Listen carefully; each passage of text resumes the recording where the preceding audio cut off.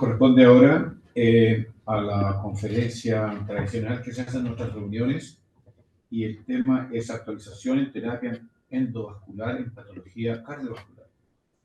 La presentará el doctor Gabriel Maluenda Raceto, jefe de la unidad de hemodinamia, Centro Cardiovascular, Hospital Clínico San Borja Arrela.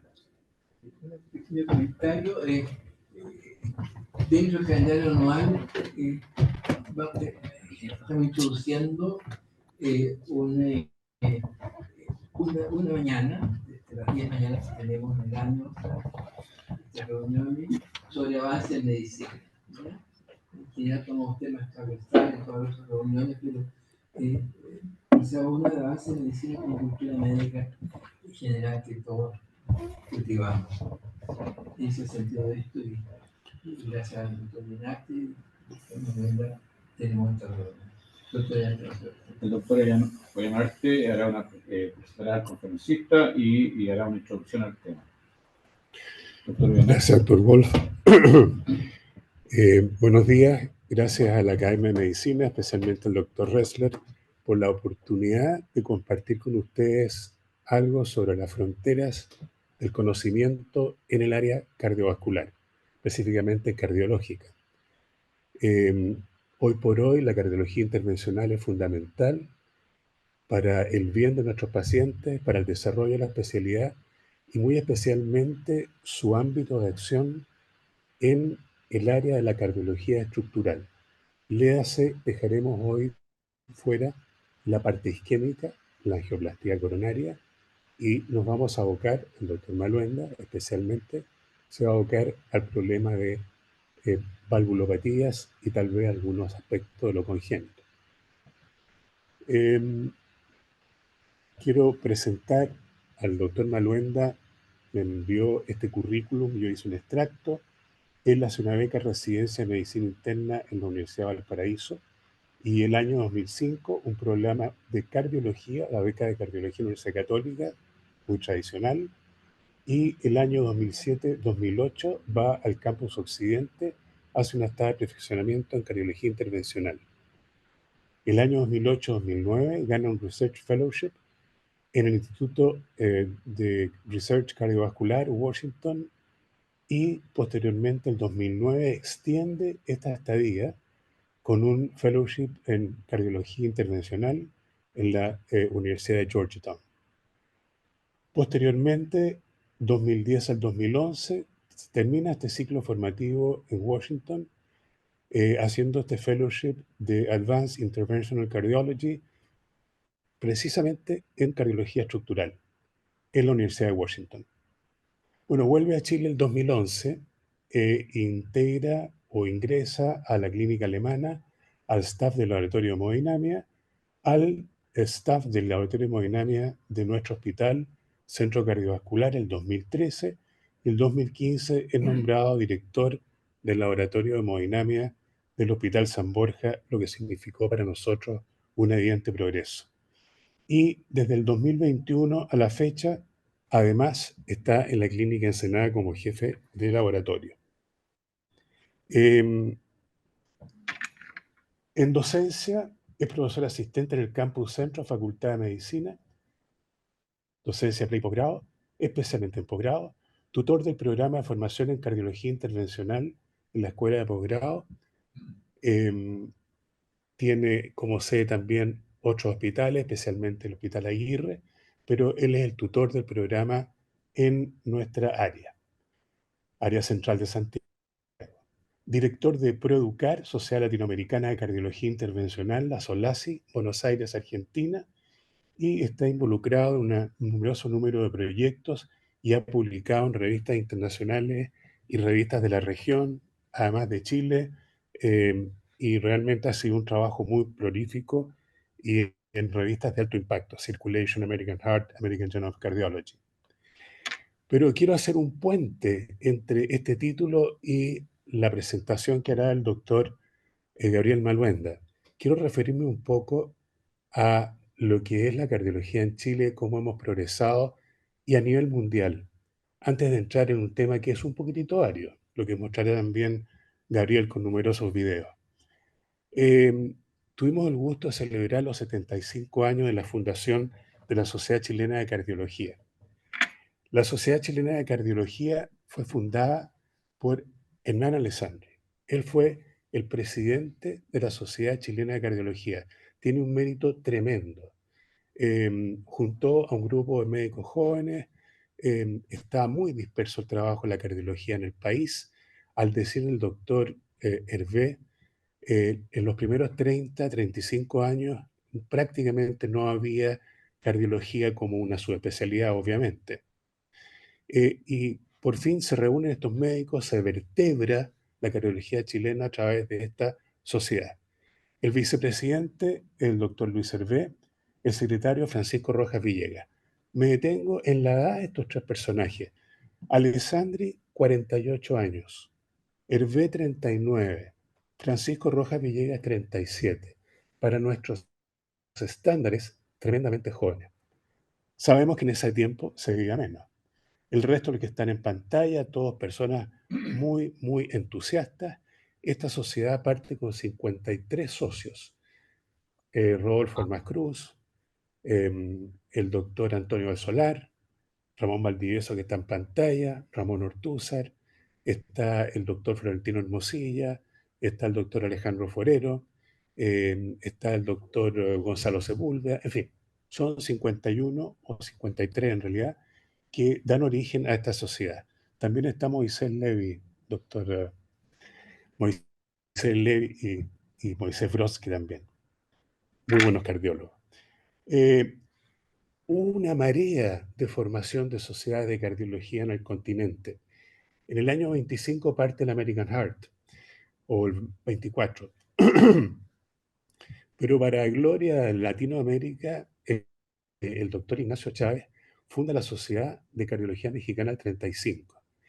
Y entonces él invita el año 44 a distinguidos cardiólogos latinoamericanos de la época, los invita a la inauguración del Instituto de Cardiología de México, que ha sido muy señero en América Latina. Y cuando los tiene a todos reunidos el año 44 en las sesiones inaugurales, les pide a todos que formen la Sociedad Latinoamericana de Cardiología, año 44. Ya los argentinos el 37 hicieron su sociedad, los brasileños el 43, al igual que los colombianos. Y el 44 se forma en Latinoamericana y nosotros entonces, el 48, el 6 de diciembre, se funda nuestra sociedad y el 9 de diciembre la uruguaya. Eso es un poquito, digamos, cómo fue evolucionando esta historia. Pero algunos detalles sobre cómo se hacía la cardiología en la época del 40, 50.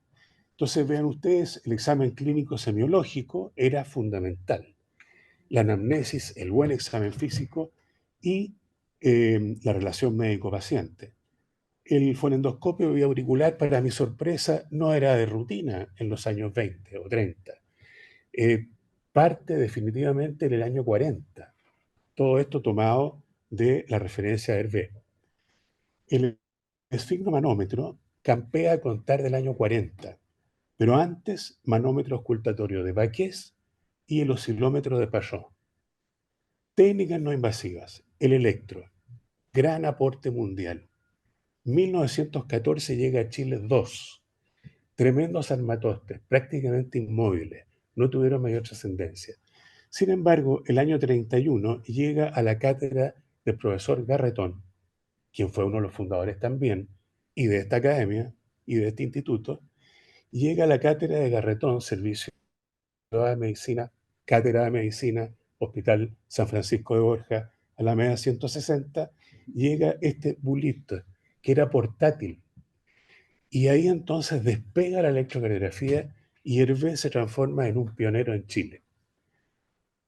Funcionó hasta el año 51, ese mismo aparato. La radiografía de tórax, la pesquisé, la busqué, 1914. Bueno, Röntgen, ustedes recuerdan, el año 95, 1895, hace casualmente el descubrimiento con estos rayos catódicos. Y le pone rayos X porque no sabía lo que era. Era un ingeniero alemán. Para mi sorpresa, el 96, 3 o 4 meses después, en Chile, el ingeniero Celada y el ingeniero Segers, ellos sacan una radiografía de la mano de Segers, 1896, en la Universidad de Chile. Bueno, desde el año 2010, la Beneficencia introduce los aparatos de rayos en Chile. Y más o menos de 1914 esto se desarrolla mucho más. Y llega a su culmine con el doctor José Ducci, quien en 1924-25, luego de un viaje al extranjero, instala el primer servicio de radiología de Chile en el San Vicente de Paul. Y de ahí en adelante esto se desarrolla muchísimo. La electrocardiografía y la radiografía de tórax eran los dos grandes exámenes que ayudaban a la ocultación cardíaca y a la anamnesis. La balistocardiografía, una forma de apex cardiograma del año 47, lo desarrolla Rojas Villegas en el San Juan de Dios. No duró muchos años. La fonocardiografía, el año 48 llega a Chile, el 53 ya es multicanal y se instala y se desarrolla mucho en el Hospital San Vicente de Paul.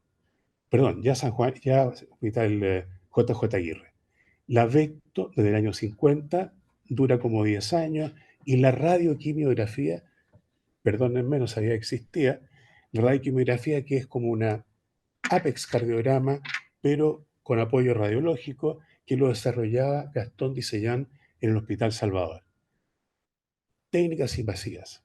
Cateterismo cardíaco, el año 31 y el 48. Y la cardioangiografía, el año 49. Dos palabras. El año 31, para mi sorpresa, me encuentro con que un doctor Martí Corena en el San Vicente de Paul hace cateterismo.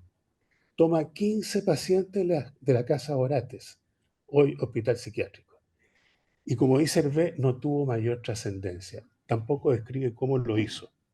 Pero ese sería el verdadero precursor. El año 48 sucede algo extraordinario. Forssmann, en Alemania, en 1929, era un médico muy inquieto, alemán, y entonces se instala un catéter urológico en una de las venas del brazo cubital y se va a rayos y se posiciona hasta la aurícula derecha este catéter urológico. Esto fue muy bien aceptado y no fue tan bien aceptado. Y lo proscribieron un poquito, de tal manera que se convirtió en urólogo. Y después, en 1956, le dan el premio Nobel de Medicina, porque Cournant y Richards en Estados Unidos, en 1941, toman este ejemplo y desarrollan el cateterismo cardíaco. Y a los tres les dan el premio Nobel en el año 56. ¿Qué pasa en Chile? En el año 48, un interno de medicina, Jorge Zapata Díaz, en el Hospital San Borja, alumno de Retón y de Hervé, le pide a Hernán Alessandri si es posible hacer un intercambio con los internos de Francia. Habían 5 o 6 cupos y Hernán Alessandri lo manejaba esto con un doctor cuyo nombre no recuerdo en Francia, en París, y se intercambiaban. Y estaban 4 o 5 meses en este país y después volvían, hacían su tesis y se recibían de médico.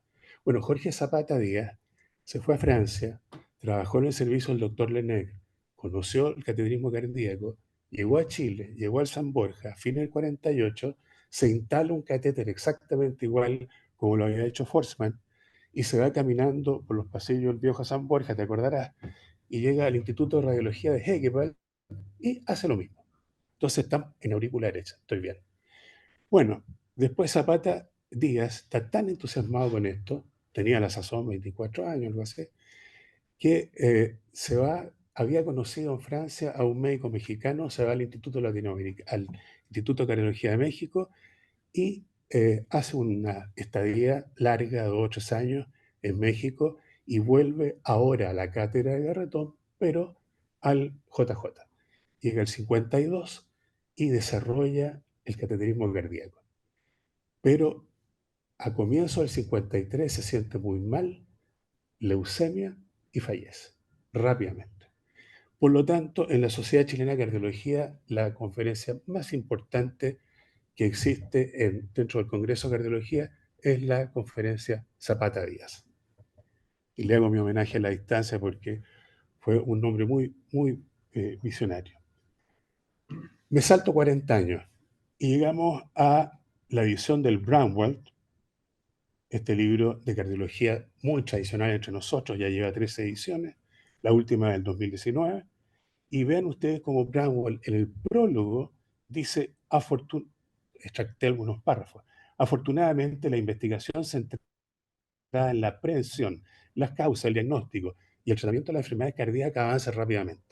Efectivamente, todos sabemos que la enfermedad reumática se ha retirado y ahora está, ¿no es cierto?, muy prevalente la cardiopatía degenerativa.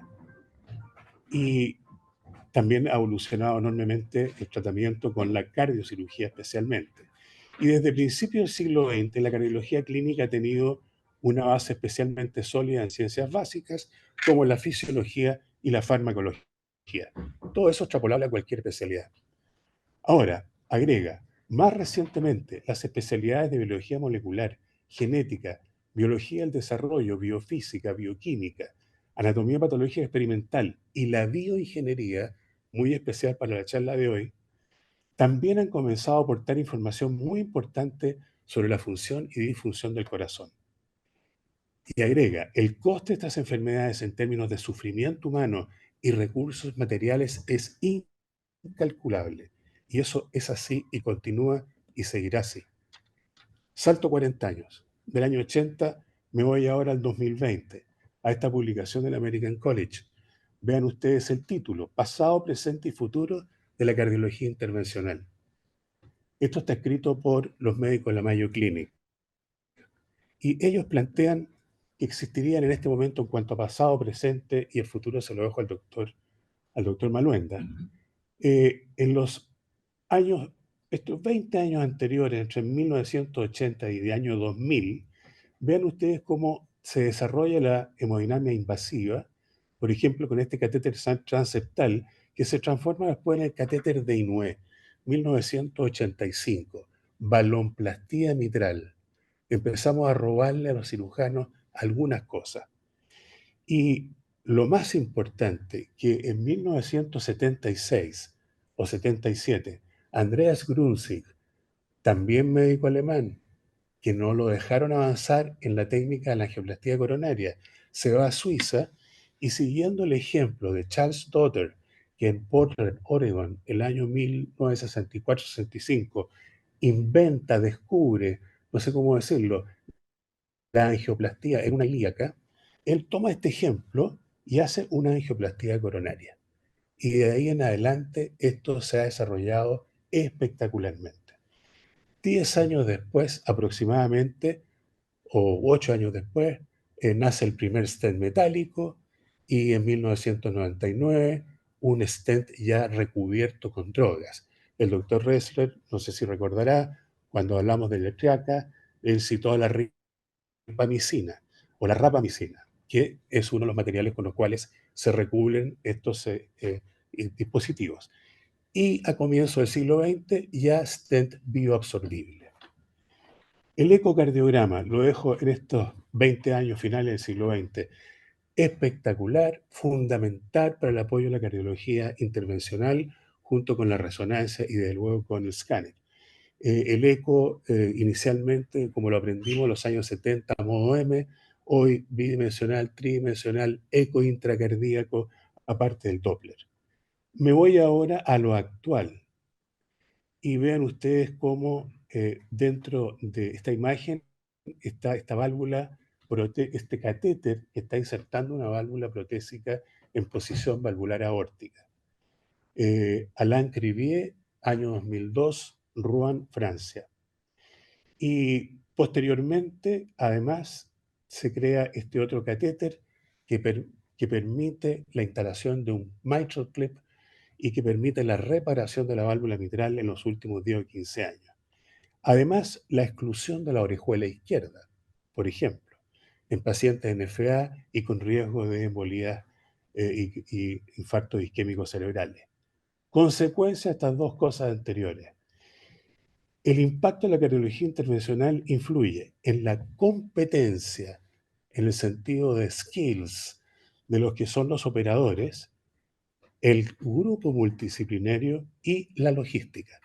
Es decir, tiene que haber ahora programas de formación muy estrictos, con acreditación, con certificación, la formación de los equipos multidisciplinarios, con producción de guías y con acreditación de centro, y además en la práctica de la cardiología intervencional, el asunto del salario, el asunto de la carrera administrativa y la infraestructura son tremendamente importantes.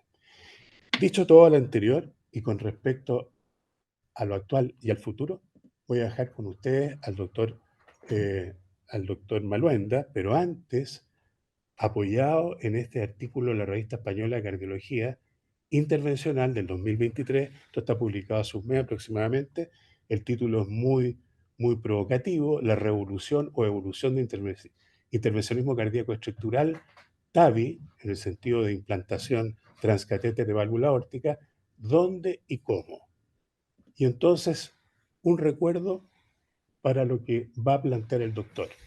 Gracias al desarrollo del implante valvular aórtico y la reparación mitral por la vía de la cardiología intervencional, en este momento, por ejemplo, regurgitaciones persistentes paravalvulares, el manejo del tromboembolismo en algunas condiciones, el manejo de la orejuela izquierda por la vía de la oclusión, el manejo del foramen nodal permeable, de la comunicación interauricular, de la válvula tricúspide, incluye el angiovac, que es un instrumento que aspira vegetaciones o trombos en tricúspide o en auricular derecha, la ablación septal, muy importante su inyección con alcohol para disminuir el gradiente intraventricular en miocardiopatía hipertrófica, o el manejo de la CIB, especialmente la CIB post-infarto.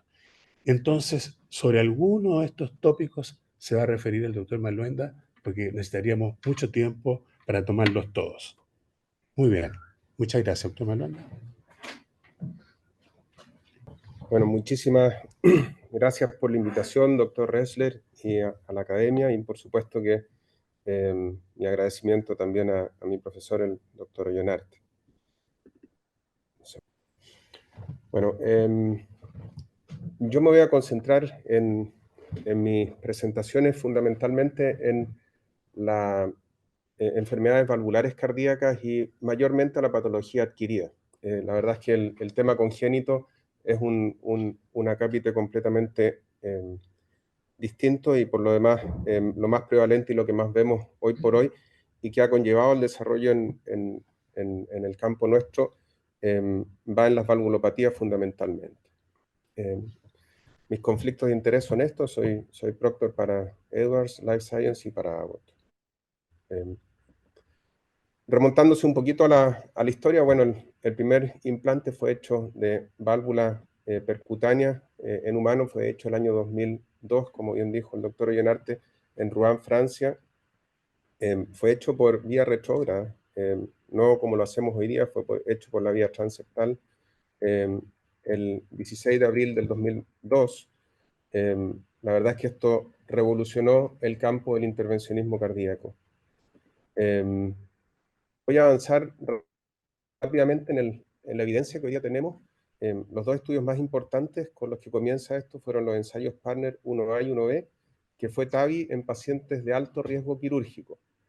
El primero de ellos, la cohorte 1B, fueron pacientes considerados inoperables y que en el fondo eran pacientes con muchas comorbilidades y edad avanzada, que definitivamente los grupos quirúrgicos excluían para la terapia. El ensayo fue randomizado, todos estos ensayos son randomizados, y se comparó una cohorte que fue asignada a tratamiento médico versus una con tratamiento con dispositivo. Al cabo de un año de seguimiento, la diferencia es muy clara en términos de la mortalidad. A los 2 años esta diferencia se mantiene. En términos de la segunda cohorte que fue estudiada en el Partner 1A, toda la serie de los partners con el dispositivo Edwards, el balón expandible, se trata de población de alto riesgo quirúrgico, en las cuales se aleatorizaron los pacientes a recibir cirugía versus reemplazo valvular aórtico percutáneo, y ustedes ven que la mortalidad es exactamente la misma, con ciertas ventajas iniciales al procedimiento percutáneo. Luego vienen los estudios en población de riesgo intermedio. Aquí nos estamos montando más o menos El partner 1 fue hecho entre los años 2007-2008 hasta fines del 2010-2011 y justamente me tocó vivir eso en mi fellowship, lo cual fue una tremenda experiencia. Y el partner 2 y 3 se desarrollan a partir de más o menos los años 2011 al 2014. Este fue el ensayo del partner 2A. El de acá es un registro. El 2A básicamente hace la randomización al dispositivo percutáneo y a cirugía en población de riesgo intermedio. Esto significa un riesgo de mortalidad quirúrgica estimado entre 4 y 8% más o menos. Y vean ustedes lo que ocurre, cirugía tiene una mortalidad a 12 meses de 13% y TAVI de 7.4%. Es decir, al movernos a tratar pacientes de menos riesgo, empieza a tener más ventaja el procedimiento percutáneo porque lo que más incide en la mortalidad de estos pacientes muchas veces, más allá de lo cardíaco, son las comorbilidades. Con otro dispositivo que se desarrolla en paralelo al dispositivo balón expandible, es un auto expandible que es la Corval, también se lleva adelante un ensayo en población de riesgo intermedio y se estratifican los pacientes que reciben cirugía y TAVI también en forma randomizada a aquellos que además recibían tratamiento coronario, ya sea por vía quirúrgica o percutánea. Y algo equivalente ocurre, esto es al endpoint compuesto de mortalidad y stroke. TAVI también tiene una ventaja sobre cirugía y descomponiendo esto, la mortalidad no alcanza diferencia, pero como les digo, hay una clara significancia en favor de TAVI en la población de riesgo intermedio. Y ahora nos movemos al riesgo bajo. ¿Y qué significa esto un poco en términos de la cantidad de pacientes? Bueno, la mayor cantidad de pacientes son pacientes de riesgo bajo. El 80% de lo que significa la patología aórtica está en el riesgo bajo, y eso es mortalidad estimada periquirúrgica menor al 4% más o menos. El ensayo Partner 3 se lleva adelante entonces también en varios centros en Estados Unidos y se randomizan los pacientes a recibir cirugía o bien TAVI. El seguimiento de este estudio fue muy completo. Y lo que ocurrió entonces en términos del endpoint primario, que es un combinado de muerte, stroke y de rehospitalización, muy significativo en favor de TAVI a los 12 meses de seguimiento. Y si descomponemos esto en términos de sus endpoints, bueno, la mortalidad no alcanza significancia, hay una tendencia, pero no la alcanza. Para el stroke es menor para TAVI y para las readmisiones también es mucho menor para TAVI a lo largo del seguimiento. Con el otro dispositivo también en paralelo, y esto estamos hablando más o menos entre los años 2014 al 2017, se trabaja entonces con el otro dispositivo autoexpandible y de la misma forma se analizan en las cohortes que van asignadas a TAVI a cirugía para aquellos que reciben tratamiento también de las coronarias. En términos también muy simplificados, TAVI logra ser una terapia no inferior a cirugía con una mortalidad que es comparable, pero también con ventaja equivalente a lo que se vio con el otro dispositivo en términos de readmisión y de stroke deshabilitante. De esta forma, entonces, los ensayos Partner 3 y Evolut de bajo riesgo en la población de bajo riesgo confirman la eficacia y seguridad de TAVI. Y sí, yo siempre pongo esto, que en el fondo los ensayos clínicos fueron muy exigentes en términos de la selección de los pacientes. Aquí siempre hay un heart team y hay un equipo multidisciplinario que selecciona a estos pacientes con los criterios que tenían los ensayos clínicos, y además los ensayos clínicos tenían criterios anatómicos muy exigentes, o sea que reproducir esto en la práctica significa ser igual de exigente. Me gusta mucho este estudio porque nos da un poquito de perspectiva de lo que ha ocurrido a lo largo de los años. Si bien es un estudio antiguo, se llevó adelante entre el 2009 y el 2013, el Notion Trial. Los criterios de inclusión fueron pacientes más bien de riesgo bajo, se aceptaban pacientes con más de 70 años de edad y una expectativa de vida, por supuesto, que adecuada, y una serie de exclusiones que van en la línea de tener una población más bien de riesgo bajo intermedio. Este es el diagrama de flujo para los pacientes asignados a una terapia de otra. No es un estudio muy grande, son 280 sujetos aleatorizados.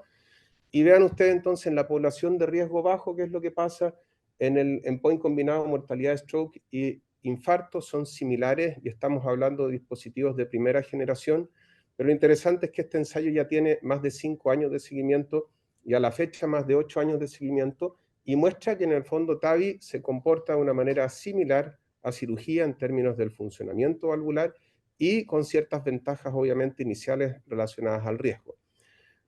Muy en resumen, lo que hoy día las guías europeas y también las americanas proponen a partir del año 2020 y en base a todos estos avances, es que consideran que sujetos menores a 65 años con una expectativa de más de 20 años debieran ser como clase 1 llevados a cirugía.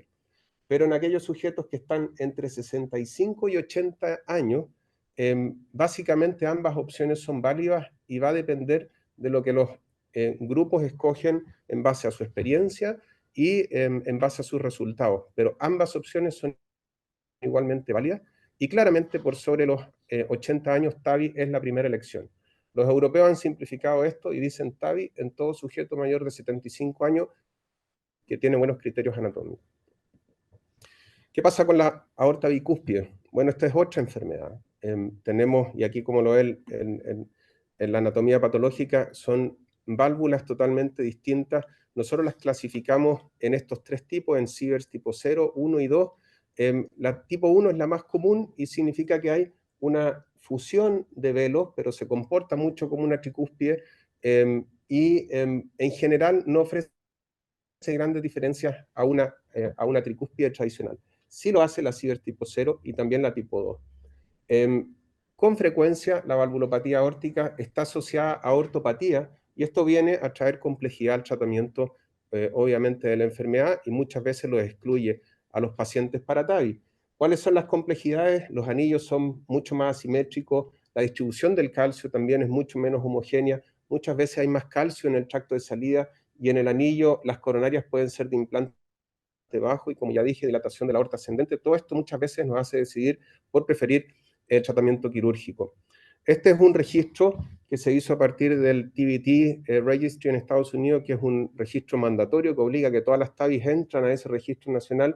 Aquí son, entre el 2015 y el 2018, son 63.000 y tantas TAVI, y se hizo un análisis de todas las bicúspides tratadas con SAPIEN 3 a través de una metodología de Propensity Score Matching, y vean ustedes lo que ocurre con todas las limitaciones que puede tener esta metodología, es que a un año la mortalidad machada es totalmente equivalente entre los pacientes bicúspides y tricúspides, o sea, el comportamiento sería equivalente con una tasa de stroke que es parecida.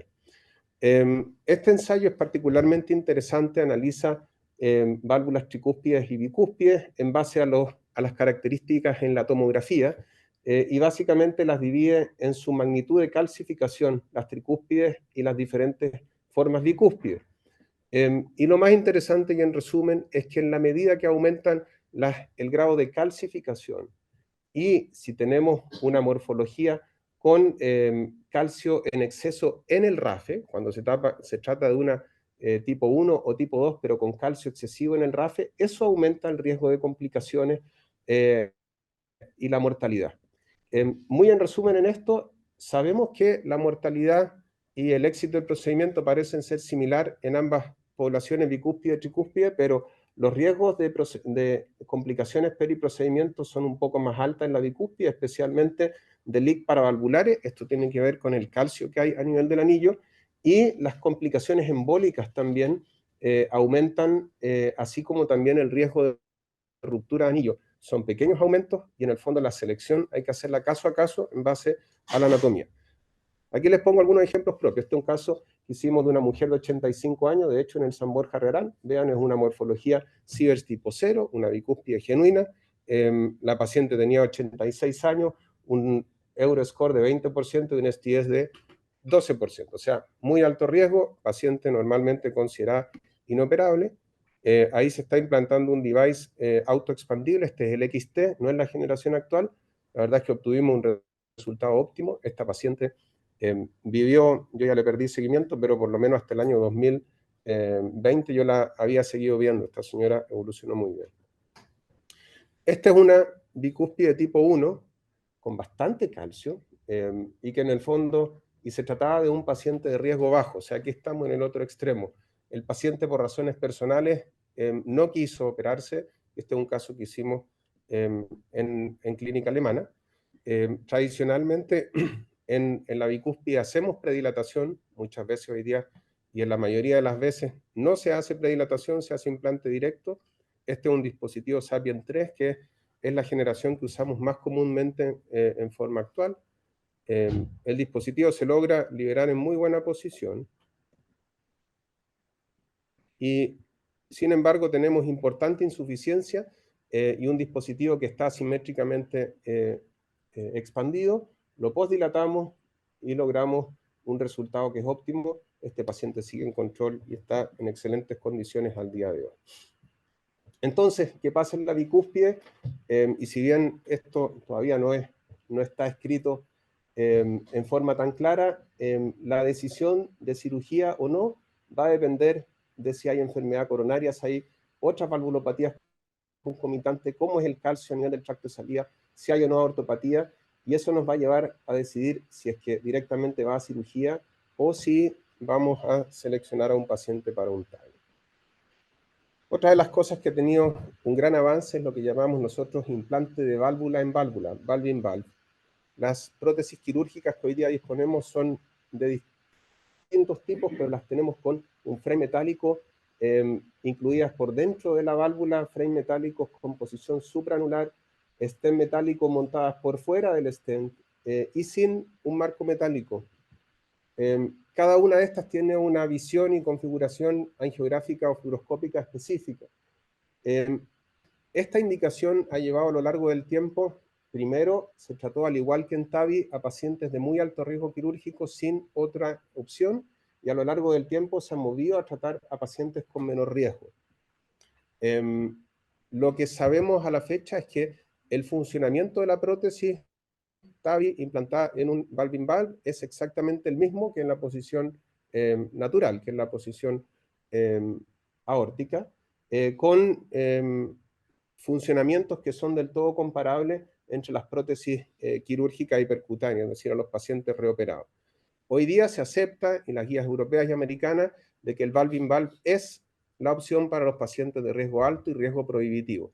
Hay ciertos bemoles que tiene el valve in valve, particularmente el riesgo de oclusión coronaria y de reacceso a las coronarias, que en pacientes de riesgo más bajo sigue siendo todavía la reoperación muchas veces el camino a seguir, y obviamente que esto depende de la edad de los pacientes. En general, pacientes menos de 65 años debieran ir a reoperaciones.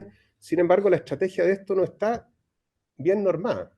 Les muestro un caso nuestro que vivimos el año 2016 en el San Borja Riarán. Nos llega derivada de Puerto Montt una mujer de 39 años que tiene 20 semanas de gestación y se presenta conocida con una valvulopatía aórtica que había sido tratada a los 23 años con un reemplazo con una Freestyle, que es una prótesis sin stent. Y en el fondo había tenido una evolución sin problema, ya había tenido 3 embarazos antes y este es su 4º embarazo, evoluciona con falla cardíaca, tiene una regurgitación severa secundario a una ruptura de uno de los velos. Esta es la Freestyle reemplaza completamente la raíz aórtica y esto cambia la morfología completa. La estudiamos con una tomografía, el caso fue presentado a comité nuestro y también al comité de ética del hospital. Obviamente que a esas alturas de su embarazo o se ponía término al embarazo o bien intentábamos hacer un valve in valve con los riesgos que eso también podía tener para el feto.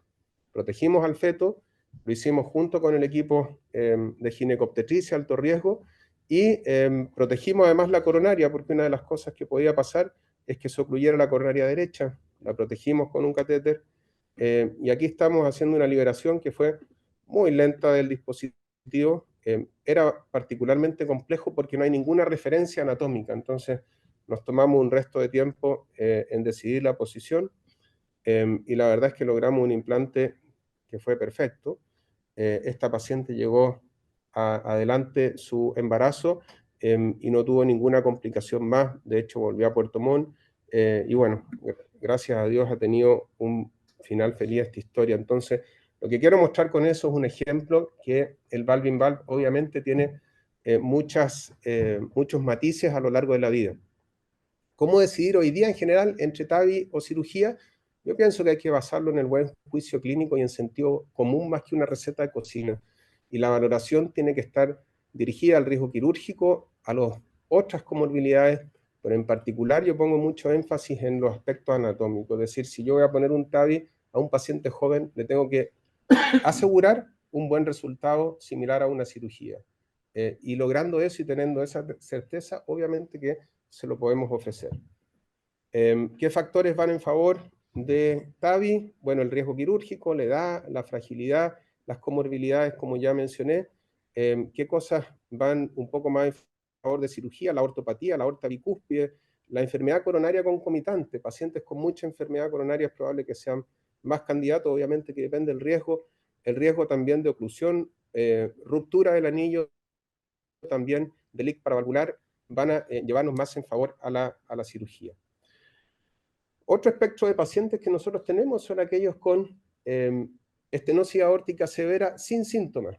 Muchos pacientes hoy día, y por la proliferación del eco, nos enfrentamos a este problema y tenemos que saber qué hacer. Y también a pacientes con estenosis aórtica moderada que tienen síntomas. ¿Y qué es lo que va a pasar a lo largo de los años? Aquí, perdón, me permito mostrar otro caso que hicimos con un hombre de alto riesgo que tenía un anillo muy grande, era extremo, y le pusimos una Corval que era la más grande que teníamos entonces y quedó fugando, es decir, no logramos sellar bien. La posdilatamos tanto que este paciente se rompió la prótesis, es decir, se rompió parte de los velos, por lo que implantamos una segunda prótesis. Implantar la segunda prótesis sigue habiendo leak paravalvular importante, y esto era por calcio.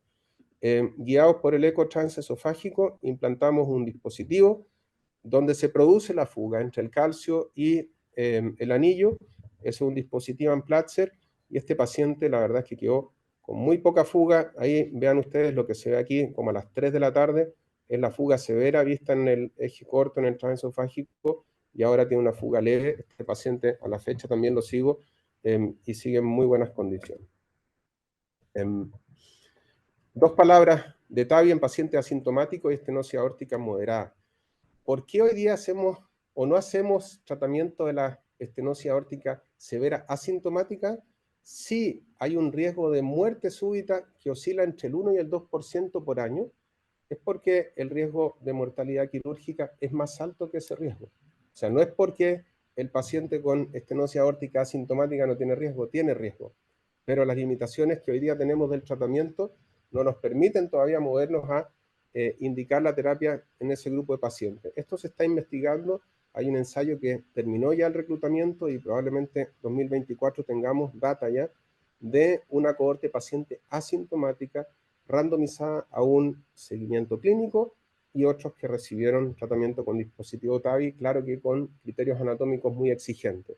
Y algo parecido también está pasando con la población de riesgo moderado que tiene síntomas, que es otra población que nos enfrentamos.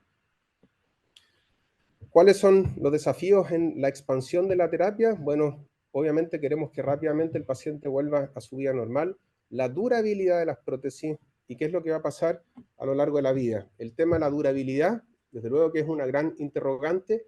A la fecha, sabemos que la durabilidad de las prótesis percutáneas es más o menos equivalente a las quirúrgicas. ¿Por qué razón puede fallar una prótesis? Puede fallar por daño estructural, lo más común es el panus y calcificación de los velos. También el deterioro no estructural es cuando hay leak paravalvulares, bien la trombosis o la endocarditis. Son 4 formas de falla. Al seguimiento que hoy día tenemos y con las definiciones, entre los 5 y los 8 años con dispositivos TAVI hay oscilación digamos, de la literatura con un promedio de riesgo de falla de 1,3% por año y en bioprótesis, en otra definición y un poquito más extensa, se acerca más o menos al 4% después de los 5 o 6 años.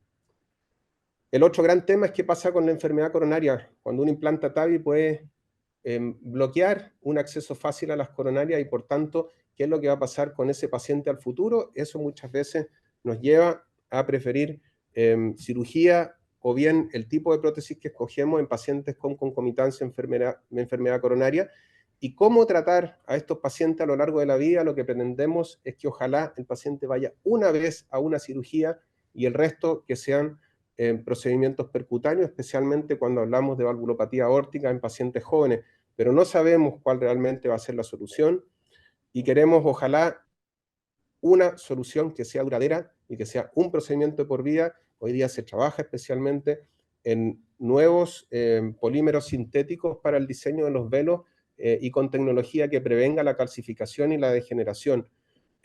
Por ejemplo, el dispositivo Edwards ya tiene una tecnología de pericardio seco y con un pericardio nuevo que en teoría tendría mucho mayor durabilidad. Esto tendría que comprobarse en los ensayos clínicos, pero además con prótesis que permiten crecimiento, es decir, el cirujano está limitado a implantar una prótesis del tamaño del anillo, salvo que haya una expansión del anillo, pero estas prótesis pueden crecer, tienen un margen de crecimiento, de tal manera que a futuro nosotros al implantar un dispositivo percutáneo podemos hacerla crecer.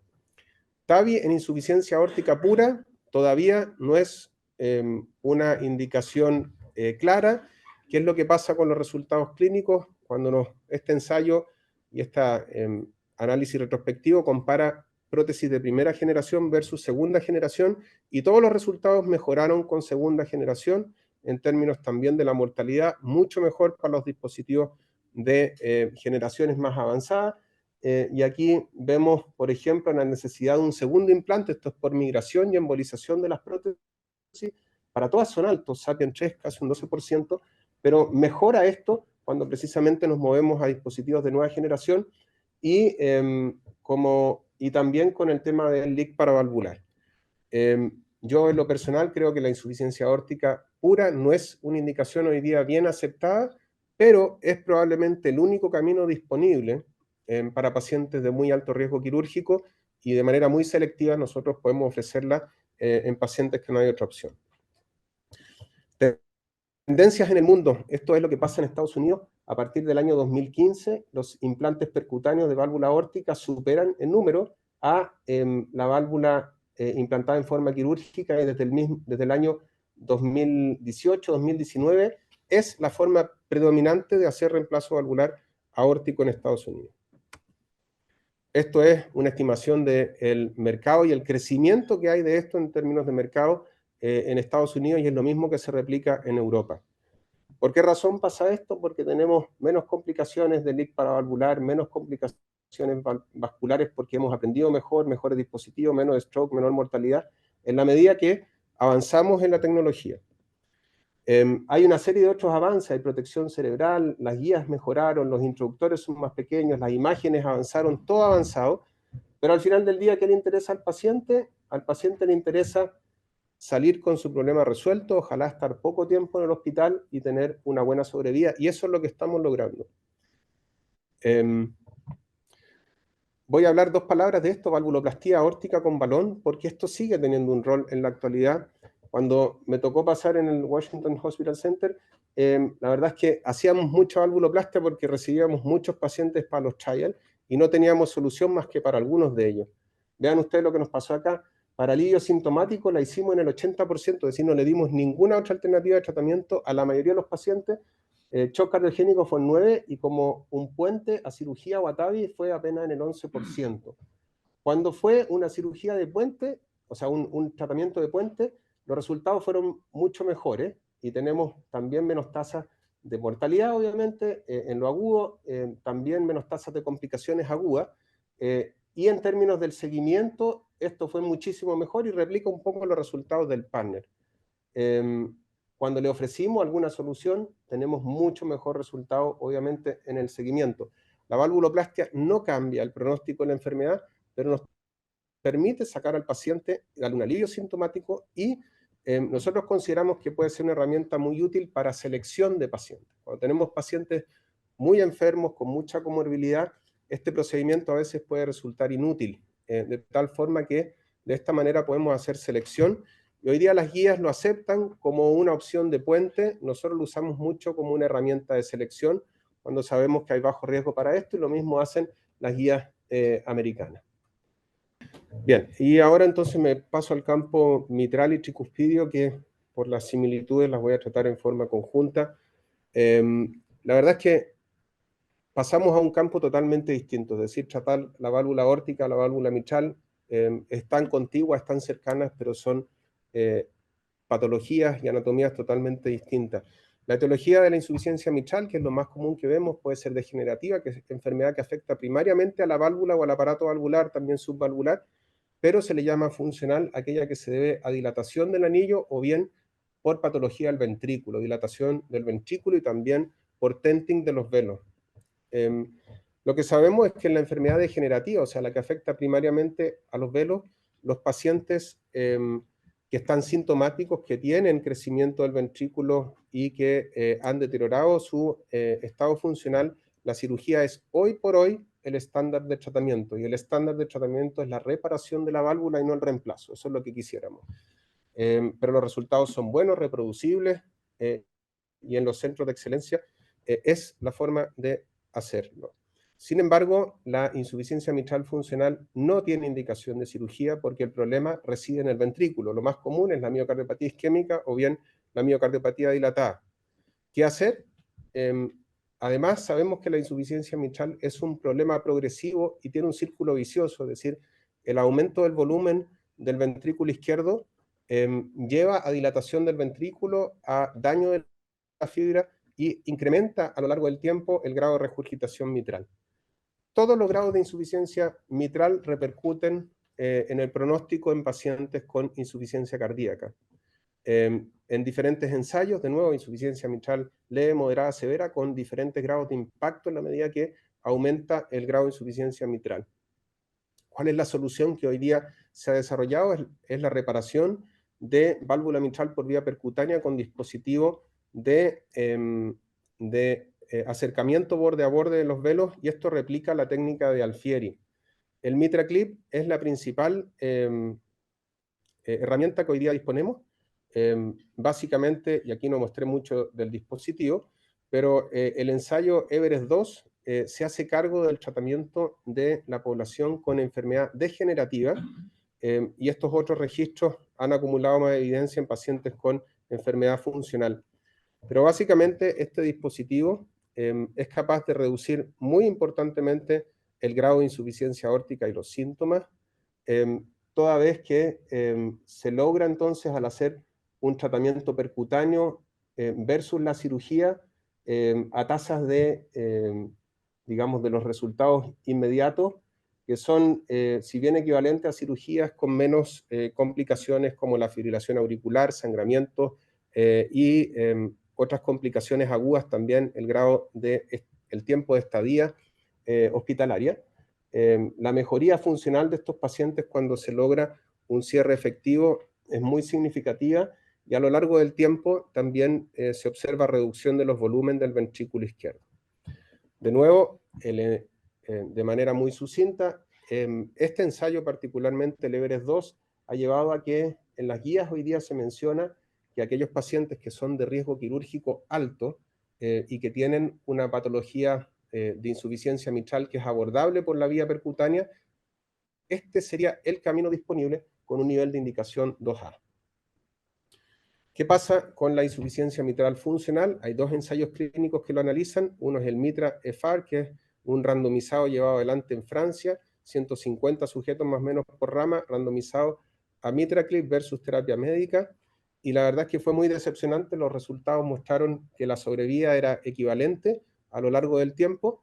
Sin embargo, en paralelo se hacía este estudio en los Estados Unidos, que bajo el mismo diseño tuvo criterios de selección mucho más rigurosos para el grado de insuficiencia mitral y cómo la terapia médica incidía en reducir el grado de insuficiencia mitral y en no tratar pacientes con daño ventricular muy avanzado.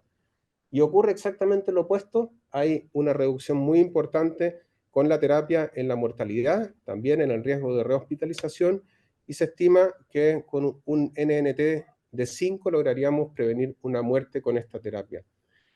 Las implicancias del COAPT Trial, si nos resumimos a toda la población que hoy día tiene insuficiencia cardíaca en los Estados Unidos, que son alrededor de 6,5 millones de pacientes. De estos, más o menos 7% tienen concomitancia una insuficiencia mitral severa. De estos, más o menos la mitad, con terapia médica muy bien llevada, responden. Y alrededor de la otra mitad son pacientes que podrían ser candidatos y que cumplan criterios anatómicos para esta terapia. De tal forma que a mí lo que me parece, bueno, la FDA a partir de esto aprobó la indicación para pacientes con insuficiencia mitral funcional que cumplan estrictamente los criterios del COAPT. Y a mi parecer, en el fondo, hay que seleccionar pacientes que no tengan ventrículos muy averiados y que tengan un grado de insuficiencia mitral realmente severo después de una terapia médica muy bien ejecutada, y eso toma tiempo, varios meses probablemente de terapia médica muy bien llevada, y las guías americanas precisamente establecen eso en el paciente que tiene una disfunción sistólica al menos con una fracción de eyección de menos de 50% y que a lo largo del tiempo por lo menos son 2 o 3 meses de terapia médica optimizada, sigue sintomático y con insuficiencia mitral severa o moderada severa, que cumple los criterios anatómicos, es subsidiario de una terapia percutánea. Este es un ejemplo de una paciente que vivimos en el San Borja, 61 años, tiene un tremendo infarto anterior en Quilmes que se presentó en el año 2017, fue una angioplastía primaria con compromiso además del tronco y de la descendencia anterior ostial y la circunfleja ostial. El paciente evolucionó con una severa secuela del infarto, insuficiencia mitral severa funcional, y pese a terapia óptima, la paciente sigue en clase funcional 3 y 4 y con readmisiones. Este es el ecocardiograma de la insuficiencia mitral. Tenía un importante tironeo del velo posterior esta paciente, cumplía buenos criterios anatómicos. Aquí precisamente es lo que estamos, y muy resumidamente, avanzando el dispositivo. Esto se hace por la vía transeptal, después tenemos que posicionarlo, y aquí el eco transesofágico y el eco transesofágico 3D juega un rol preponderante, y para nosotros nuestros ojos son los ojos de otro operador, que es el ecocardiografista en el procedimiento. En este paciente liberamos 2 clips y logramos una reducción muy sustancial de la insuficiencia mitral. Y vean cómo es interesante ver cómo remodeló el ventrículo en esta paciente. Bueno, este es el resultado inmediato. Se ve muy poquita insuficiencia después del implante de los 2 clips. Y les quiero poner aquí lo que pasó con esta paciente. La fracción de eyección estaba como en un 30%, mejoró sustantivamente, escasa insuficiencia mitral, y la fracción de eyección se mantiene más o menos en un 45% en esta paciente. Así que, ¿qué es lo que hacemos hoy día con la insuficiencia mitral? Aquella que es degenerativa de alto riesgo, que cumple criterio anatómico, es candidato a esta terapia. Aquellas que es funcionales y que no responde a terapia y tiene criterios anatómicos, es subsidiaria de esto. Pero lo que ocurre es que hay muchos pacientes que no califican para una terapia u otra por razones anatómicas, por lo que hoy día se desarrollan también implantes percutáneos. La válvula mitral, como dije antes, es mucho más compleja que la aórtica, la conforman velos, anillos, cuerdas, músculos papilares y el ventrículo, y esto hace que por diferentes razones, tanto para el acceso como para el implante dispositivo, hay muchos más desafíos que sortear. A nosotros nos gusta mucho más acceder por la vía transeptal, porque es mucho menos dañina para el corazón, y para nosotros como intervencionistas es el camino para hacer un procedimiento totalmente percutáneo. Se ha desarrollado muchísimo la imagen de apoyo para precisamente los programas de válvulas mitrales percutáneas. Utilizamos mucho la tomografía. La válvula mitral tiene la conformación tridimensional de una silla de montar. Sin embargo, para las diferentes prótesis se definen las dimensiones del anillo que uno debe medir y se pueden simplificar a la parte anterior solamente.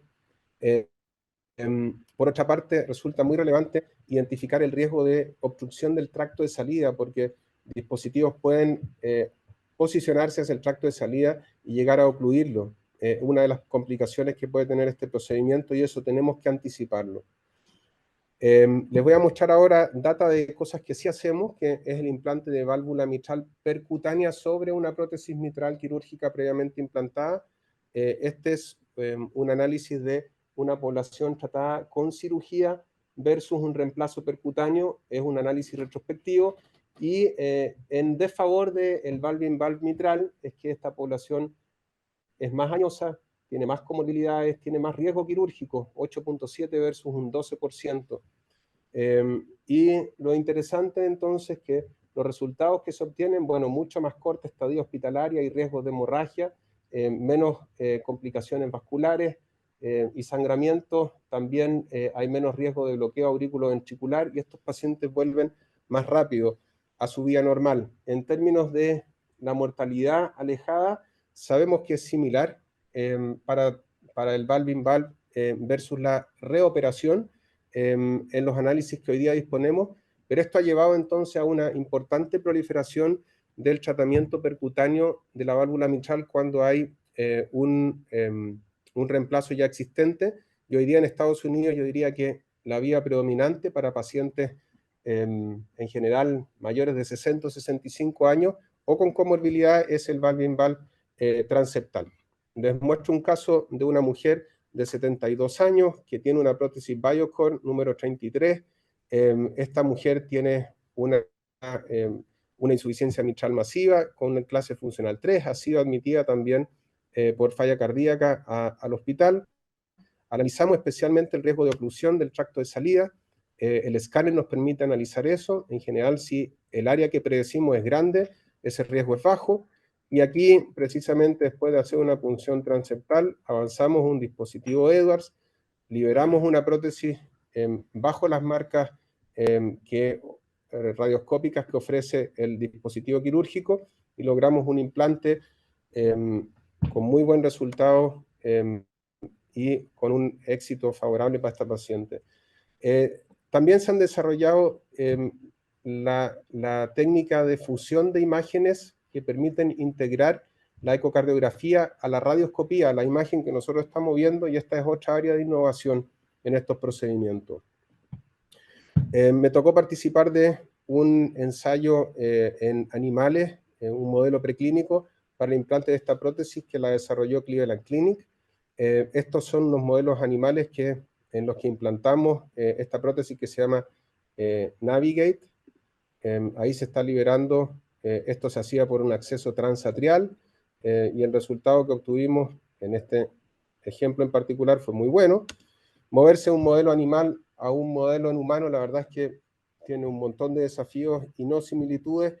Hicimos, sí, el primer implante en humano de esta prótesis con Cristian Baeza el año 2017.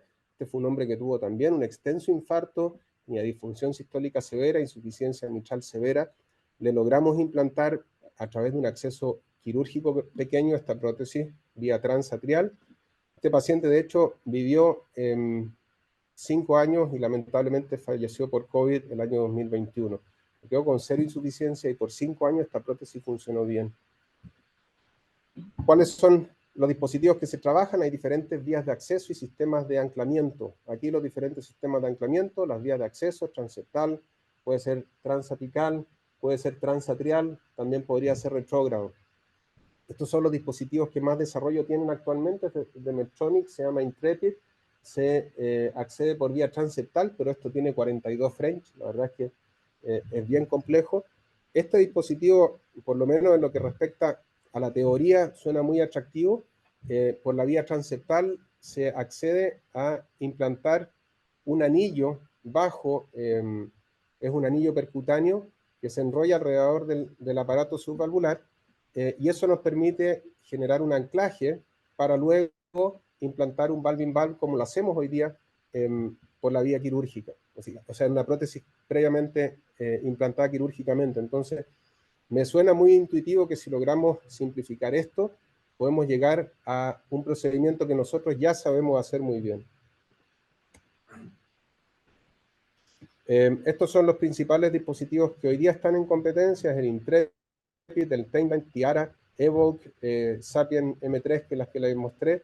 Y en resumen, estos son ensayos clínicos, fase 1 todavía, algunos pasando a fase 2, la edad promedio de los pacientes está en 75 años, el riesgo quirúrgico es alto, el éxito del procedimiento se describe superior al 90% para todos los ensayos, el riesgo de mortalidad es bajo inicial, sangramientos mayores no son tan bajos, la mortalidad al tiempo de seguimiento no es poco, o sea, a un poco más de un año, 26%, menos de un año para otro dispositivo, el Intrepid, un 22%, así que esta es tecnología que se está desarrollando. Obviamente tenemos que esperar muchísimo más el desarrollo, pero en general al paciente que no cumple criterios anatómicos para hacer un tratamiento percutáneo por medio de MitraClip, van a ser subsidiarios eventualmente de esta terapia, y es para allá donde pensamos que avanza el conocimiento. La estenosis mitral, bueno, solo 2 palabras de esta. La enfermedad reumática, si bien disminuye en el mundo desarrollado, en el mundo no desarrollado sigue siendo un tremendo problema de salud, y nosotros con la llegada y la inmigración en Chile hemos visto un repunte de la enfermedad reumática. La valvuloplastía percutánea versus la comisuriectomía quirúrgica ofrece resultados del todo similares cuando uno selecciona bien a los pacientes. El doctor Edenarte lo mostró. Hoy día predominantemente usamos el balón de Inoue, que fue introducido en el año 1985 y hoy día sigue siendo la técnica de elección. Cuando nosotros logramos un buen resultado inmediato después de una valvuloplastia, los resultados son muy buenos y aseguramos 10 o 15 años de sobrevida buenos para ese paciente sin necesidad de reintervención. ¿Cuáles son las complicaciones de la valvuloplastia? La muerte es muy rara, el tamponamiento puede ocurrir, y eso tiene que ver con la función transeptal. La embolización puede llegar a ocurrir también. Obviamente hay que anticoagular muy bien a estos pacientes, asegurarse que la orejuela no tenga trombo, pero la más severa de ellas y común es la insuficiencia mitral, que llega hasta un 4,4%. Cuando nosotros de nuevo tenemos un buen resultado, esto asegura un buen resultado a lo largo del tiempo. El principal predictor de ruptura y insuficiencia mitral tiene que ver con la calcificación de las comisuras, de tal forma que cuando hay fusión y calcificación de una o más comisuras, este paciente deberá ser considerado quirúrgico, más allá de ciertos scores que utilizamos para esto. Así que hoy día la valvuloplastia es la elección para el paciente independientemente de su riesgo, cuando tiene una anatomía favorable y presenta ya una estenosis mitral severa, que por definición es menos de 1,5 centímetros cuadrados, mal llamada antes estenosis mitral moderada. La terapia percutánea de la insuficiencia tricuspidia. La insuficiencia tricuspidia, al igual que la mitral, es deleteria en sus diferentes grados, y sabemos que aumenta exponencialmente el riesgo de mortalidad en pacientes con insuficiencia cardíaca, en pacientes con patologías del lado izquierdo, porque es raro que encontremos esta enfermedad como aislada solamente, la insuficiencia tricuspidia.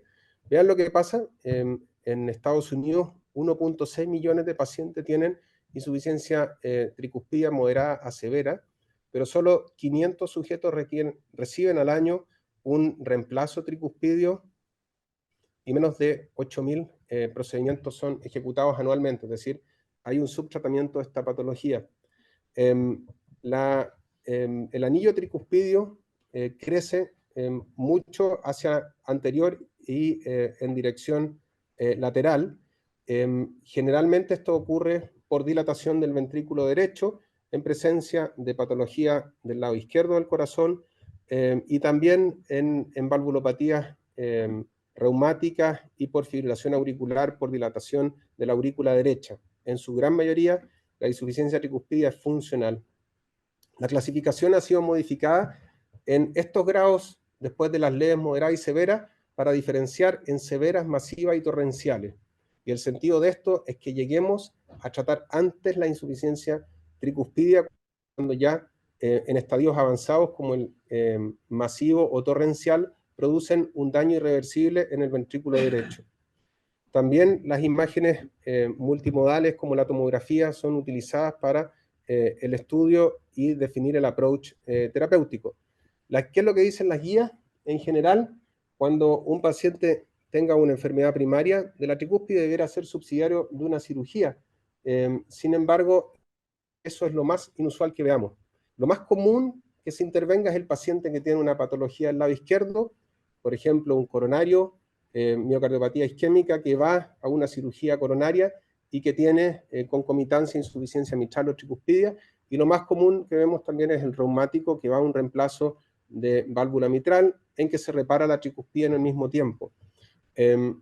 Sin embargo, las secundarias, que son las más comunes, que no responden a terapia médica y que tienen todavía un ventrículo derecho que no se ha deteriorado en términos de la función contráctil, son subsidiarios también de cirugía. ¿Cuáles son los desafíos de tratar la tricúspide? Bueno, la posición del jet regurgitante, las variaciones que hay en la anatomía, porque la tricúspide muchas veces tiene más velos, puede tener más de 3 velos, hay variabilidad también del anillo, la presencia de cables de marcapaso previamente implantados, la imagen periprocedimiento es compleja, el transesofágico con frecuencia no ve bien el ventrículo derecho ni la tricúspide, y hay otras proximidades anatómicas que pueden complejizar. Por esto se ha desarrollado el ecocardiograma intracardíaco y hoy día se dispone de sondas intracardíacas 4D para guiar el procedimiento, porque una de las complejidades es la imagen que nos guía a intervenir. Al igual que en el campo de la tricúspide, se desarrollan hoy día un montón de dispositivos que permiten anuloplastia directa, anuloplastia indirecta, también como el MitraClip, desarrollado específicamente para la posición tricuspidia y para el reemplazo percutáneo. Ya sabemos que algunas de estas están fuera de camino.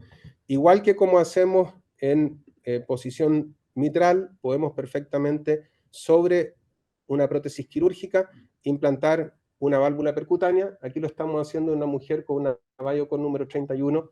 Esta señora es diabética, con falla renal y falla hepática y obesidad mórbida. Le implantamos una Sapien 3 número 29. Déjenme avanzar un poquito esto rápido. Se logra un posicionamiento óptimo. Aquí está la prótesis tricuspidia recién implantada.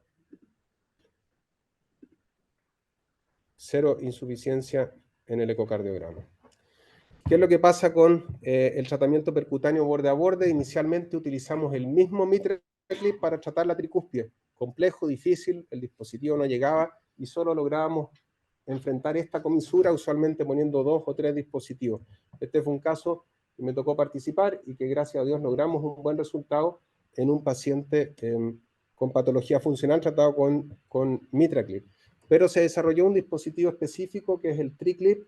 Hay un ensayo randomizado que se presentó recién, 450 sujetos tratados con TriClip versus terapia médica optimizada. ¿Y qué es lo que hace el TriClip? Bueno, reduce sustantivamente el grado de insuficiencia tricuspidia, mejora además la clase funcional, mejora la tasa de rehospitalizaciones y los pacientes que tienen una importante reducción en el grado de insuficiencia tricuspidia se comportan mejor en términos de mortalidad y readmisión, pero en rigor la mortalidad fue igual. ¿Qué significa? Probablemente que esta terapia es aplicada muchas veces muy tarde en pacientes que tienen también muchas comorbilidades. Hay otro dispositivo en camino que ya está también aprobado en Europa y en Estados Unidos, que es el Pascal, que básicamente hace lo mismo, pero da más libertad para gripear primero un velo en forma indistinta del otro y con otras características que nos hacen más fácil esto. Existen dispositivos de anuloplastia directa. Este es el Cardioband. Es un dispositivo difícil de implantar, se van atornillando en forma percutánea y después se hace un cerclaje del anillo. Otro dispositivo, el Evoke. Bueno, Navigate también se hizo para la posición tricuspidia y de hecho nos tocó participar de este, que fue un implante exitoso. La liberación de este dispositivo era difícil, 40 y tantos French, lo hicimos por la vía transyugular, logramos un éxito en este paciente, que la verdad quedó con un acceso percutáneo en el cuello, pero es un dispositivo difícil de manejar y de hecho no ha proliferado mucho tampoco este dispositivo a comercializarse. Últimamente, la técnica de BCAVI, que significa implantar prótesis similares a las TAVI en posición de vena cava superior e inferior, de tal forma de transformar la aurícula en una válvula tricúspide. Les muestro un caso que vivimos, una mujer de 81 años, autovalente, que después del implante de un marcapaso, hace un poquito más de un año, deterioró mucho su clase funcional y nos llegó en falla cardíaca con una cardiomegalia tremenda. de hecho el cable en la aurícula derecha estaba disfuncionante, no estaba atachado, y la verdad es que no había forma de remover esos cables que estaban causando probablemente la insuficiencia tricuspidia. Hicimos el análisis por tomografía, implantamos este dispositivo que se llama TrickValve, uno en posición en vena cava superior y otro en posición en vena cava inferior, que es el más desafiante porque hay que quedar justo por debajo del piso de la aurícula derecha, pero por sobre la vena hepática, sino la trombosis de la vena hepática y las consecuencias de eso, y el landing es chiquito, es un poquito más de 1 centímetro a veces. En esta paciente viene el resultado que logramos, un auriculograma, 0 insuficiencia a través de esas válvulas. La paciente se fue de alta 3 días después, y a los 2 meses el hijo, porque esta señora es de Chaiguén, me manda los videos que la mamá se rehabilitó y que le está yendo muy bien. De nuevo, que vayamos a cambiar el pronóstico de esta paciente, no lo sabemos, y yo creo que todavía no, hay que llegar mucho antes a esto. Para avanzar un poco más rápido, de hecho lo que diferentes autores proponen es que hay un punto de no retorno. La falla ventricular derecha, la insuficiencia tricuspidia, es un círculo vicioso y si llegamos muy tarde ya no va a haber nada que hacer. Así que en conclusión, en el área de la tricúspide, las intervenciones tricúspidas están aumentando en número. La técnica del tratamiento por acercamiento borde a borde en pacientes que cumplan criterio anatómico es la técnica de elección. El reemplazo percutáneo todavía está solo para aquellos sujetos en ensayos clínicos, pero ya disponemos de este dispositivo TrickValve que tiene aprobación por la Comunidad Europea y que está comercializado en nuestro país. Eso respecto a lo que son las valvuloplastias, yo creo que me extendió ya en suficiente tiempo. El doctor Ollanarte me había pedido que revisara algo de la disección aórtica, no sé si alcanza el tiempo para eso. Hay algo interesante que mostrar a eso, más que meterme muy en profundidad.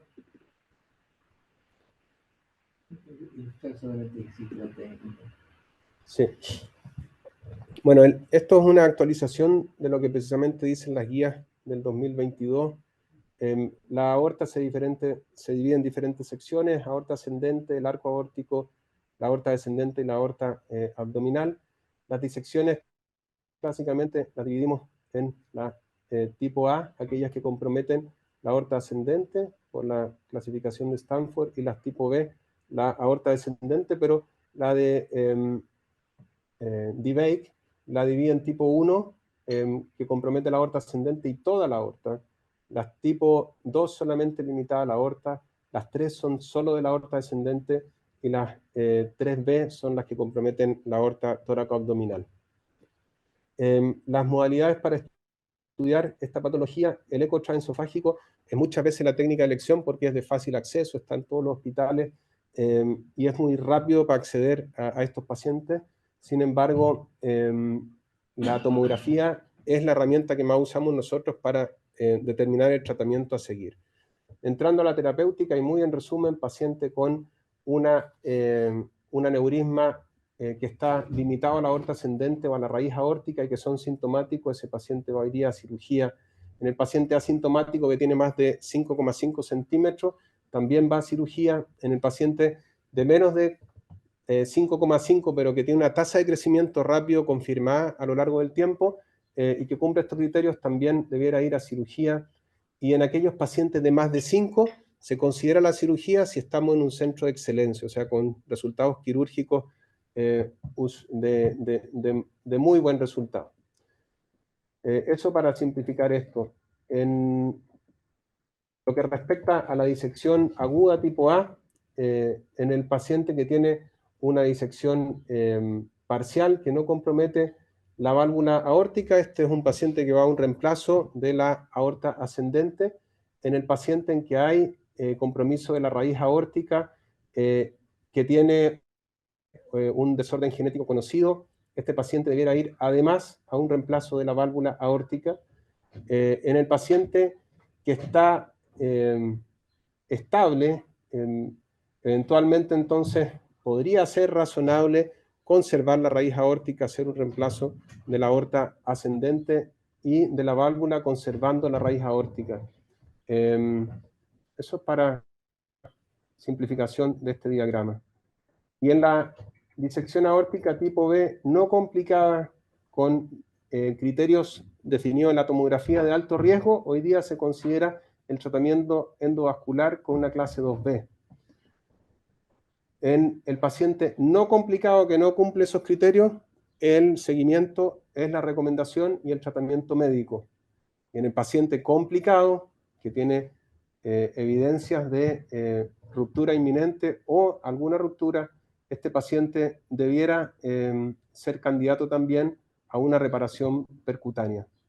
Netamente, si es ruptura, es un paciente que va y tiene anatomía adecuada también a una reparación endovascular más que una reparación quirúrgica. Y a lo que quería llegar en resumen es que la disección aórtica tipo A ha sido tradicionalmente una patología de abordaje quirúrgico, y está esta comunicación que es muy reciente, y de hecho hoy día me tocó asistir a una conferencia de estos autores por un Zoom, en que se hace el primer Vental por vía percutánea. Fueron 2 pacientes que están reportados, y en el fondo utilizando la misma tecnología de prótesis valvulares aórticas, ellos manualmente confeccionan con las mismas endoprótesis que se tratan la aorta descendente, confeccionan una endoprótesis que incluye la válvula aórtica y se anclan en el tracto de salida del ventrículo izquierdo. Hacen fenestraciones de la prótesis para conservar obviamente la perfusión coronaria. Si es que con el implante de la válvula y la endoprótesis, que es solo un solo conjunto, usualmente esto requiere 24 French o más, y si es que a través de las fenestraciones eso logra perfusión coronaria sin un endoleak, es decir, que el flujo que hay a través de eso no esté perfundiendo o alimentando, digamos, la disección o el aneurisma, se podría considerar eso suficiente, pero por lo menos uno de los casos se implantó además pequeños endografts que estén cubiertos desde la fenestración hacia el árbol coronario. Bueno, ellos comunicaron 2 casos que fueron exitosos. Uno fue hecho en 2 tiempos. Se trató primero el arco aórtico con una endoprótesis fenestrada. 2-3 días después se trató con una prótesis Abbott asociada a una endoprótesis fenestrada con tratamiento exitoso del tronco y de la coronaria derecha con stent cubierto. La verdad es que hoy día suena esto de nuevo como algo revolucionario. Es el comienzo de esto. Todavía no hay mucho dicho, pero es increíble que se haya logrado esto, y vamos a esperar el desarrollo en esta materia también. Y con eso sí termino. Muchísimas gracias. Preguntas. Yo solamente como nefrólogo. Su procedimiento de riñón sufre varias agresiones, me lo contaste, y el riesgo de trombolismo. ¿Qué porcentaje tiene ustedes de daño renal? ¿Lo tienen medido? Yo diría que... ¿Qué volumen de medio contraste usan? Muy buena pregunta. La verdad es que en la medida que uno adquiere más experiencia, usa mucho menos contraste. Mientras uno estudia mejor y hace el planning mejor de este paciente, y para eso la clave suele ser la imagen, al desarrollo actual es la tomografía. O sea, uno estudió muy bien al paciente, sabe los problemas que se puede enfrentar, anticipa también las inyecciones que debe hacer, entonces uno limita la cantidad de contraste a lo estrictamente necesario. Obvio que si la función renal es totalmente normal, puede ser que no sea algo muy relevante, pero en pacientes con deterioro de función renal o en riesgo, es muy relevante la cantidad de contraste. En general, una TAVI más o menos son como 100 cc de contraste. O sea, una TAVI bien hecha por alguien más o menos experto son alrededor de 100 cc de contraste. Nosotros hemos hecho TAVI con 30 cc o menos, a lo mejor algún caso anecdótico, pero se puede llegar a hacer con muy poco contraste. En esa, por ejemplo, en el caso del valve-in-valve, cuando hay una estructura metálica que vemos, virtualmente uno podría no usar contraste. Y se puede guiar todo por eco transesofágico, se pueden hacer técnicas en que uno use muy poco contraste.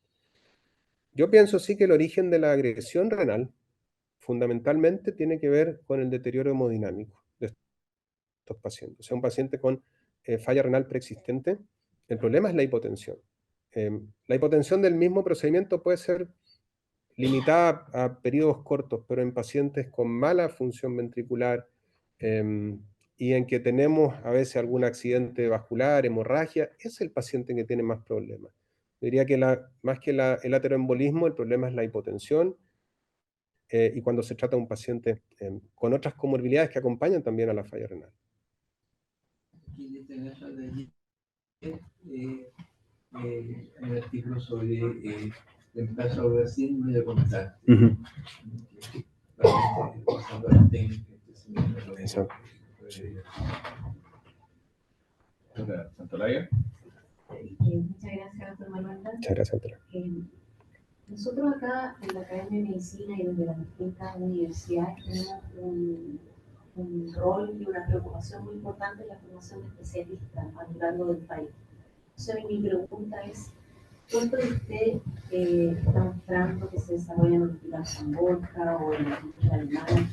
¿Qué tanta resolución, capacidad de respuesta existe a nivel del país en la medicina pública y privada respecto de la aplicación de los tratamientos? Gracias por la pregunta, doctora.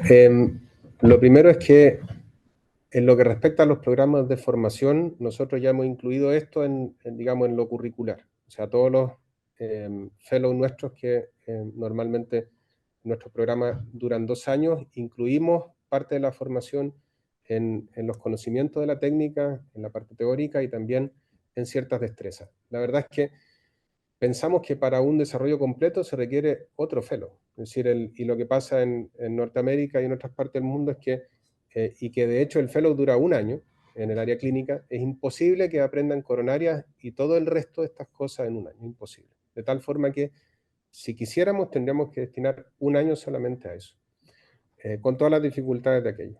¿Qué es lo que pasa en el país respecto al financiamiento? Porque al final del día el financiamiento de estas técnicas. El problema es que FONASA no ha codificado estas prestaciones. Entonces, bien, estas son patologías GES, o sea, tienen el sello de ser prioritarias y con aseguramiento, digamos, de tiempo para recibir tratamiento. La realidad es que la TAVI y las otras que hemos visto no están aseguradas en esa ley, porque no las cubren los paquetes, y no hay una codificación. Últimamente FONASA, desde el año 2022 y a la fecha, mantiene una metodología que se llama de ajuste tecnológico por GRD. Bajo el modelo GRD la incluyeron como ajuste de tecnología. Y significa que eso da un financiamiento y es un financiamiento que es real. ¿Dónde? En los hospitales públicos, pero dedicado a ciertos centros, que son más o menos los centros que tienen la capacidad cardioquirúrgica para hacerlo. Y yo diría que a la fecha eso ha significado un aumento del número de implantes. En términos muy globales, yo diría en Chile hacemos algo así como unos 200 a 250 TAVI al año hoy día, lo que es bastante poco para lo que uno piensa que el país requiere y para los estándares que ocurren en el mundo desarrollado. Un hospital en Estados Unidos puede llegar a hacer ese volumen de TAVI tranquilamente. ¿Qué es lo que falta en el fondo? Es avanzar, ojalá en una codificación que permita que esto sea financiado por las aseguradoras privadas, porque amparado en eso, las aseguradoras privadas generalmente no las financian. Mientras tengamos pocos procedimientos y financiamiento, entrenar a la gente también es difícil, porque en el fondo mantener la expertise se va a dedicar el procedimiento a que esté en manos de los staff y los attending y no va a pasar a manos de los que se están formando. Recién yo diría hay un salto en lo que ocurrió este año, en 2023, que crece un poco el número de implantes en el área pública, pero no he visto eso traducido tan claramente en el mundo privado. Así que el desafío está por ahí puesto.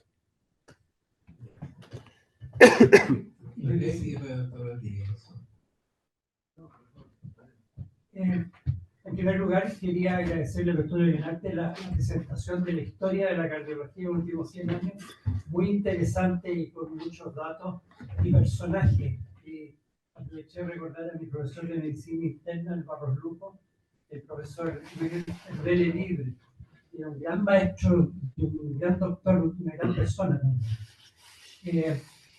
Doctor Malvenda, fui testigo cuando partieron con estas cosas en la clínica alemana, de todos los esfuerzos y toda la tecnología que esto implica. Yo quería complementar un poco la pregunta reciente de la doctora Santolaya.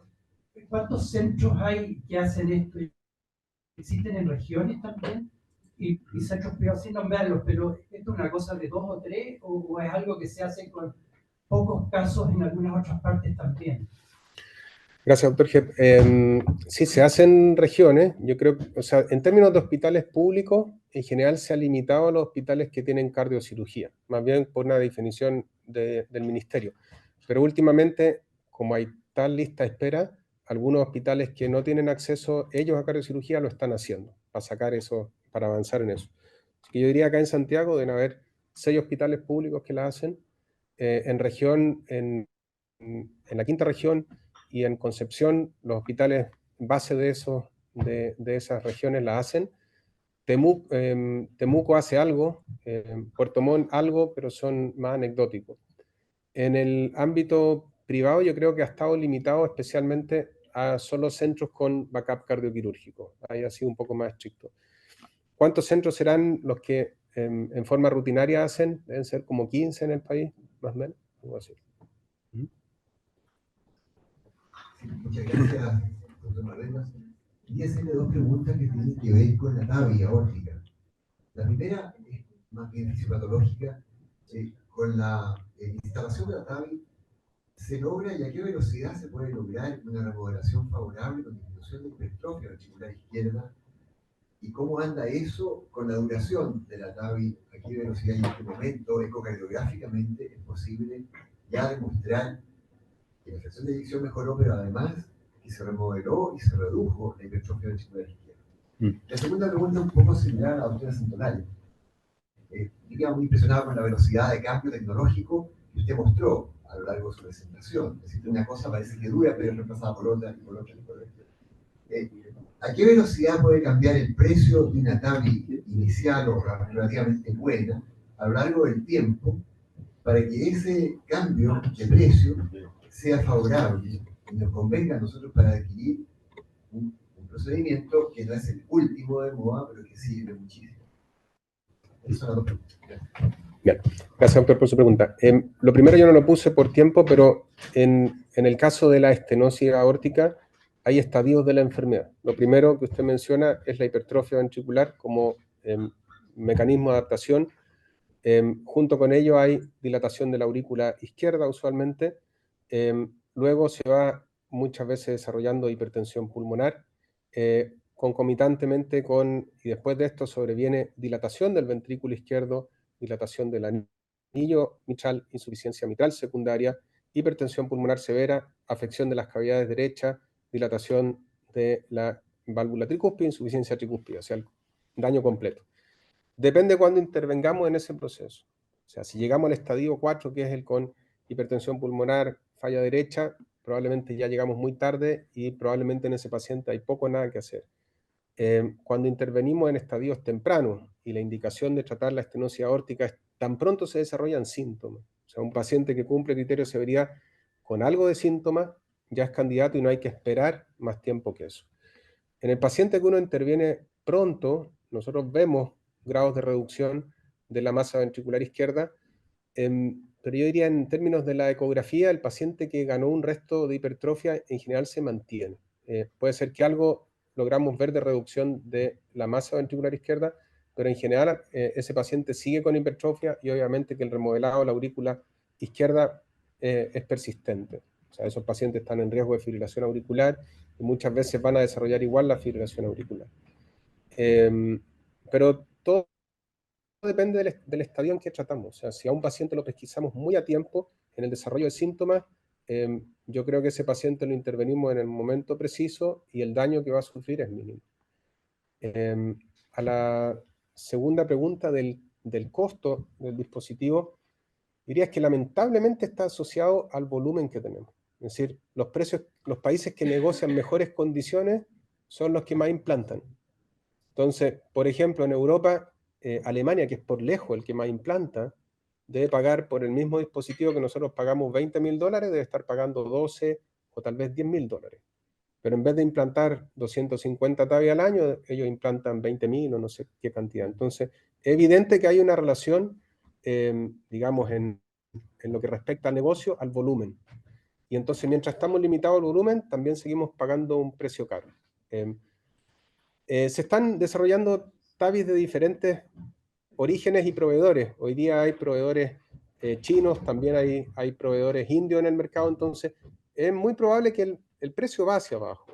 No como hubiéramos querido, pero va bajando y lo va haciendo más accesible. ¿En qué punto esto va a ser más eficiente que la cardiocirugía?